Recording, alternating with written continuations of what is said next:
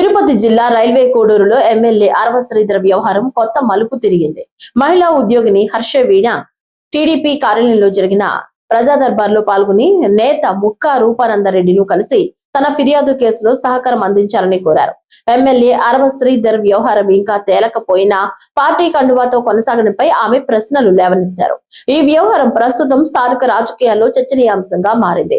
తనకు కూటమి ప్రభుత్వం తగిన న్యాయం చేయాలంటూ ఈ ఘటనకు సంబంధించి అన్ని ఆధారాలు తన దగ్గర ఉన్నాయని సహకరించాలని కోరారు. కమిషన్ వాళ్ళు రాజంపేట ఏఎస్పీ గారికి కేసెస్ మెర్జ్ చేయమని చెప్పేసి ఆదేశాలు జారీ చేయడం అయింది.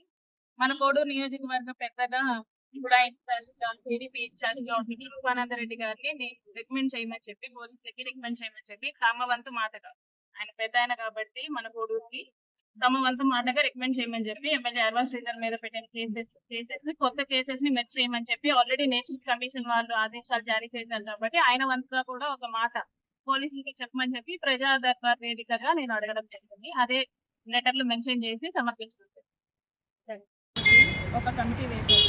అది తుది తీర్పు చెప్పకముందే మన ఎమ్మెల్యే గారు కండువా వేసుకొని తిరగడం, పార్టీ ఆఫీస్లో కూర్చోవడం లాంటివి చేస్తున్నారు. ఇది పవన్ కళ్యాణ్ గారిని పూర్తిగా వ్యతిరేకించినట్టు, అవమానించినట్టుగా నేను భావిస్తున్నాను. ఎందుకంటే ఆయన ఒక ఆదేశాలు ఇచ్చినప్పుడు అది ఫాలో అవ్వడం ఎమ్మెల్యేగా అతని రైట్, అతని మినిమం రెస్పాన్సిబిలిటీ. ఆ రెస్పాన్సిబిలిటీని కూడా చేపట్టకుండా కండువా వేసుకొని పార్టీ ఆఫీసులోకి తిరగడం అనేది ఎవరైనా సరే వ్యతిరేకిస్తారు.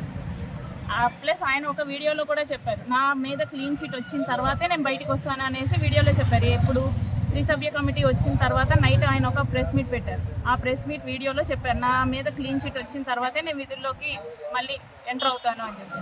అదేం ఫాలో అవ్వకుండా కమిటీ ఎటువంటి నిర్ణయం తీసుకోకుండా, ఎటువంటి లెటర్ ఇవ్వకుండా ఆయన ఇలాంటివి చేస్తున్నారు.